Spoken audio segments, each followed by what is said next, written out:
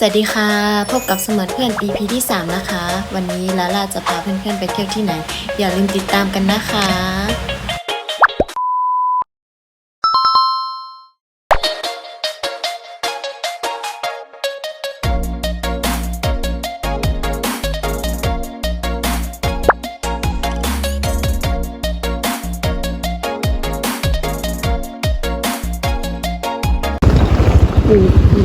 สถานที่แรกที่ลาลาพาเพื่อนๆมานะคะคือบ้านแกะแม่ขิค่ะ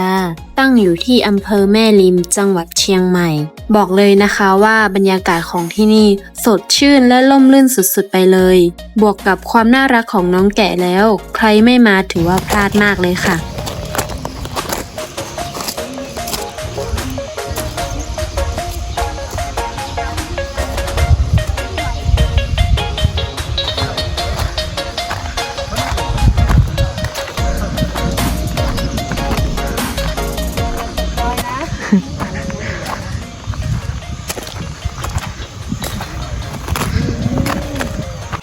ที่นี่นะคะเป็นฟาร์มแกะแห่งแรกบนดอยม่อนแจ่ม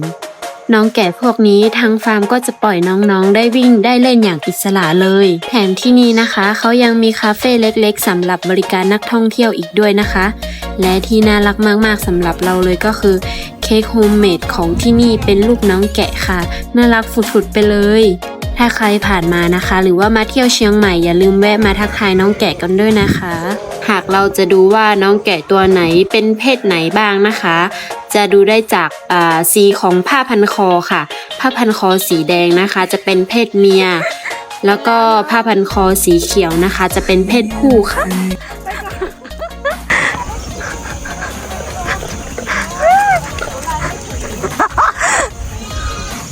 ไม่มีหรอกฟิล์มเสีย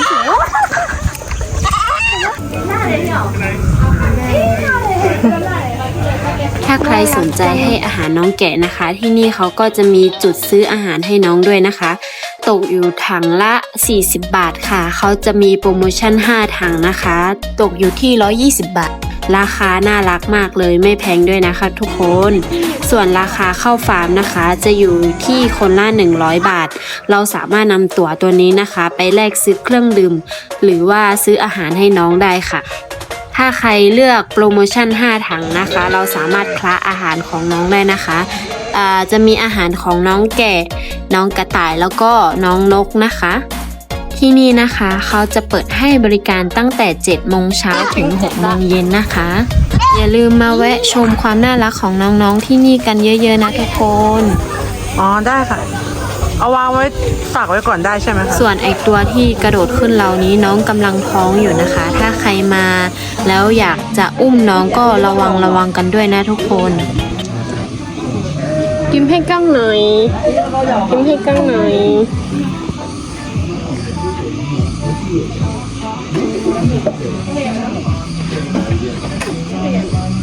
โอ้มีกระต่ายด้วย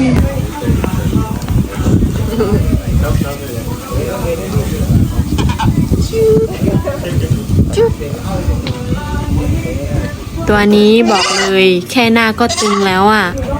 ระวังน้องถุยน้ำลายใส่ด้วยนะคะสวัสดีครับผมชื่ออะไรอ่ะถ้าหากว่าเราซื้อเครื่องดื่มนะคะอย่าเพิ่งนำออกไปข้างนอกพร้อมกับถังอาหารนะคะไม่งั้นน้องจะลุมเราเหมือนที่ลุมเพื่อนเรานะคะแต่ว่าเราไม่ได้เอาเครื่องดื่มออกไปข้างนอกด้วยนะคะให้ก่อนเดี๋ยวทำไมเราออกมาข้างนอกนี่โซนต่อไปนะคะเราก็จะไปให้อาหารน้องนกกับน้องกระต่ายกันค่ะมาโซนแรกเลยค่ะคือโซนบ้านน้องกระต่ายนะคะ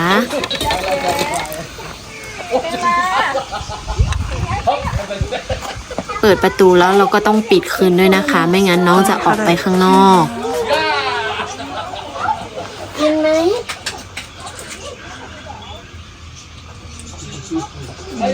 หิวเปล่าต้องค่อยๆเดินระวังอย่าเสียงดังนะคะเพราะว่ากระต่ายน้องจะเป็นสัตว์ที่ค่อนข้างจะขี้ตกใจนิดนึงนะคะ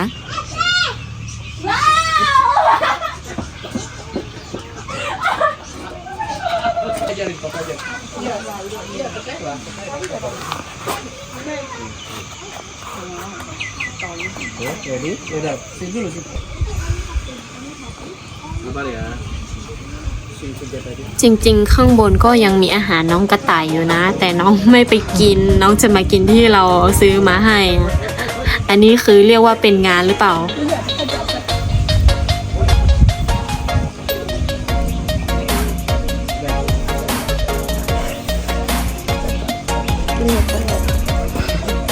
ที่สุดละ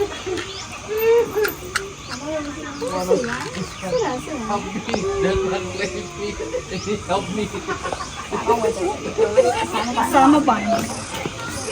ตีหมามุมต่อไปนะคะเดี๋ยวเราจะไปให้อาหารนกกันค่ะ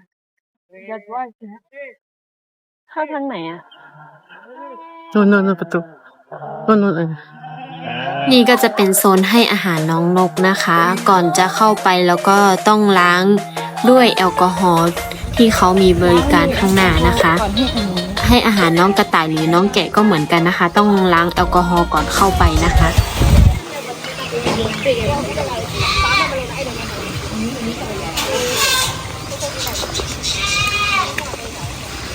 ประตูด้วยนะเข้าไปถึงนะคะแล้วก็รอคิวก่อนเราให้ท่านอื่นไปให้อาหารน้องให้เสร็จก่อนนะคะแล้วเราก็ค่อยให้ทีหลัง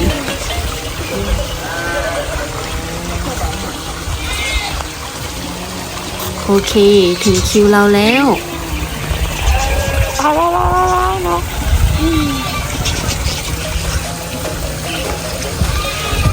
น้องนกที่นี่ก็น่ารักทุกตัวเลยนะคะ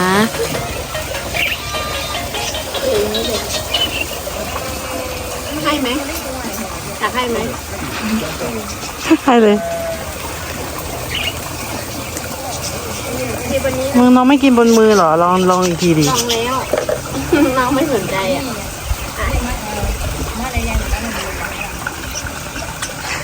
ไม่มีใครสนใจเขาเลยนะคะไม่มาแล้วไม่ได้กินอ่ะ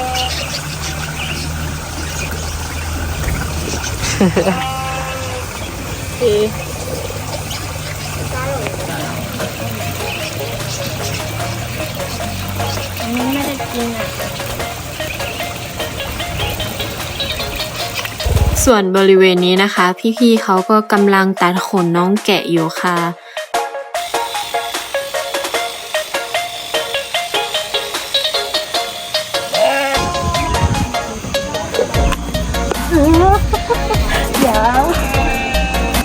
มาหาเราบ่อยสุดแล้วนะ มีใจอะเปล่าหน้าอย่างตึงอ่ะ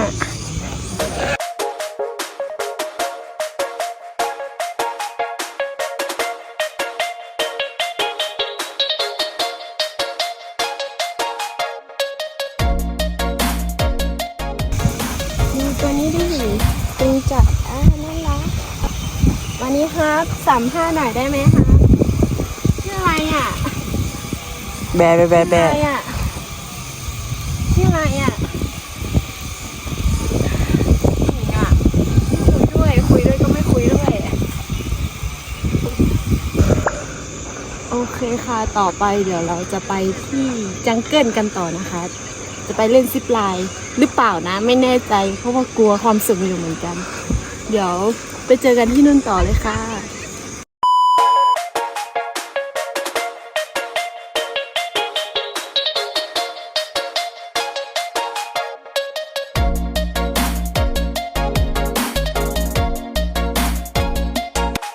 แล้วเราก็มาถึงป่งเยงจังเกิลแล้วนะคะเดี๋ยวเราจะไปเล่นโรลเลอร์โคสเตอร์กันค่ะ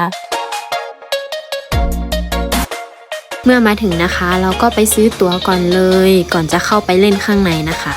เมื่อเข้ามาในเซลล์ออฟฟิศนะคะก็จะมีพี่พนักงานเขาจะแจ้งราคาสำหรับเครื่องเล่นต่างๆค่ะว่าเราสนใจจะเล่นเครื่องเล่นตัวไหนกันบ้างโอเคค่ะตอนนี้คือเราซื้อตั๋วเสร็จแล้วนะคะที่เราเล่นจะเป็นจังเกิลโคสเตอร์นะคะหลังจากที่เราซื้อท่านละ200 บาทนะคะก็จะได้เหรียญนี้มา1 เหรียญสำหรับแรกเข้านะคะเมื่อมาถึงตรงนี้นะคะก็หยอดเหรียญตรงนี้แล้วก็ผลักเข้าไปเลยค่ะก็คือคันโยกตัวนี้นะคะเราจะใช้ในการลดความเร็วเพิ่มความเร็วในการเล่น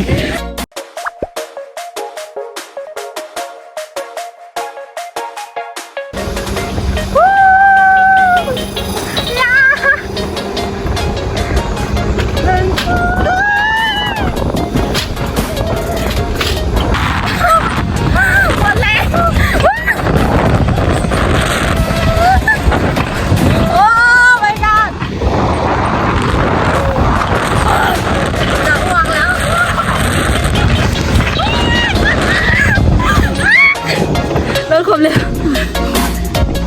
ทุกคนจะสบายแต่สนุกมากของกูไม่มีเลยนะนอกจาก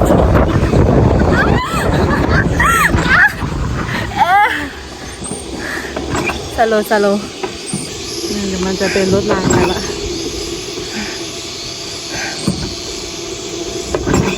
ยา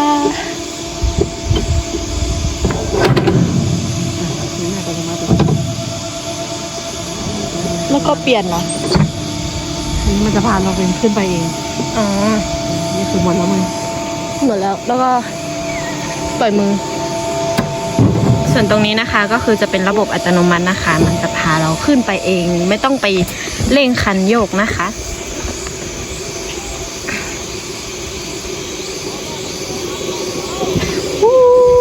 จูเอา หัวจะหล่น อันนี้ช้าหน่อยนะคะ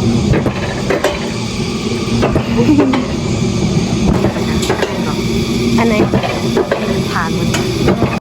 โป่งแยงจังเกิลอยู่ก่อนถึงม่อนแจ่ม2 กิโลเมตรนะคะ ถ้านับจากสนามบินมาที่นี่นะคะ ก็ประมาณ1 ชั่วโมงค่ะ ที่นี่นะคะเขาจะมีที่จอดรถสะดวกสบายและก็กว้างขวางค่ะ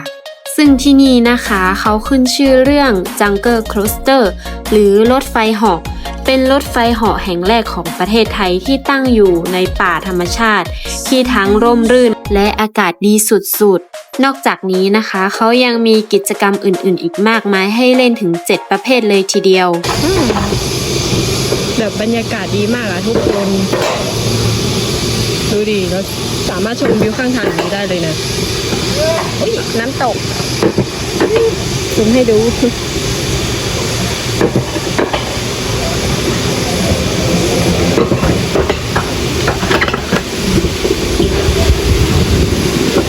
อุ้ย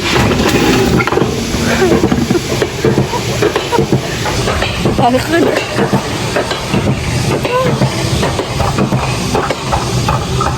เย้ถึงแล้วแต่ลืมกดถ่าย โอเค ตอนนี้คือเราลงมาจากจังเกิลแล้วนะคะ เดี๋ยวเ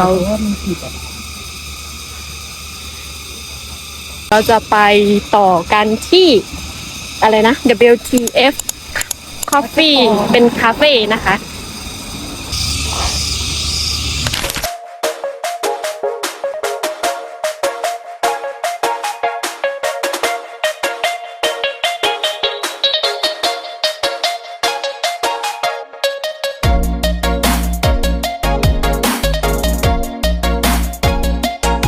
และแล้วเราก็มาถึงที่สุดท้ายของทริปนี้นะคะ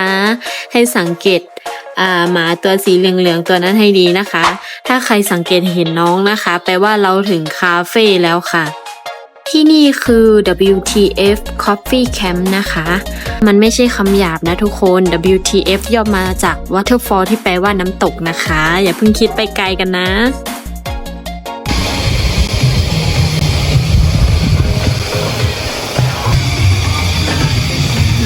คาเฟ่แห่งนี้นะคะตั้งอยู่ในหุบเขาแม่ริม เป็นคาเฟ่ที่รายล้อมไปด้วยธรรมชาติ มีน้ำตกและลำธารไหลผ่าน ในส่วนของราคาบัตรค่าเข้าสถานที่นะคะ จะตกท่านละ100 บาท สามารถนำไปแลกซื้อเครื่องดื่มในร้านต่อได้ค่ะนี่ค่ะตอนนี้เดี๋ยวเราพาเข้าไปชมข้างในกันนะคะ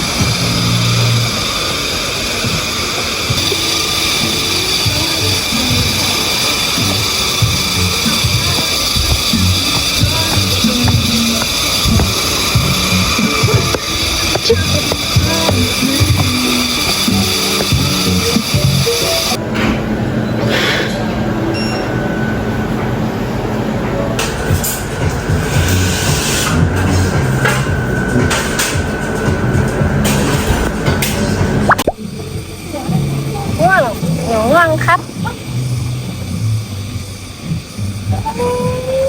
น้องบอกว่าฉันกำลังนอนอยู่เธอมายุ่งกับฉันทำไมนี่เราคนนี้มาโชว์ตัวค่ะเด้ฮะอันนี้ลูกเจ้าของหรือเปล่าเนี่ย แต่น้องเก่าจัง นี่นะข้างบนเขาจะเป็นสระว่ายน้ำนะคะทุกคนแล้วก็จะมีอาหารเครื่องดื่มให้บริการด้วยนะ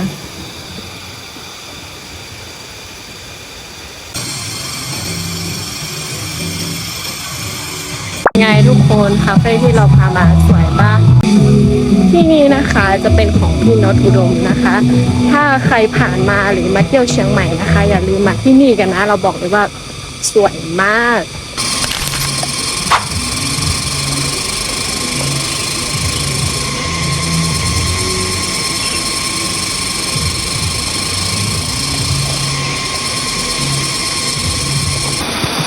ส่วนเพื่อนเรากำลังนั่งชิลอยู่นะคะ ตอนนี้ก็จบคลิปเราแล้วนะคะ เป็นยังไงบ้างคะกับทริปนี้ สนุกไหมเอ่ย ถ้าใครชื่นชอบฝากกดไลค์ กดแชร์ แล้วก็กดติดตามให้ลาลาด้วยนะคะ เพื่อเป็นกำลังใจในการทำคลิปครั้งต่อไป สำหรับวันนี้เดี๋ยวเราขอตัวแค่นี้นะคะ บ๊ายบาย ขอบคุณนะ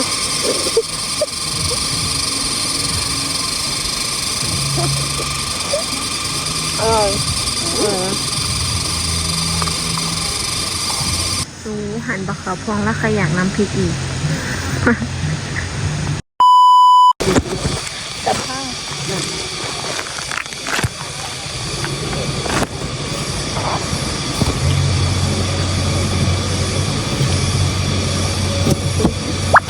สุดท้ายนี้เราอยากจะฝากอะไร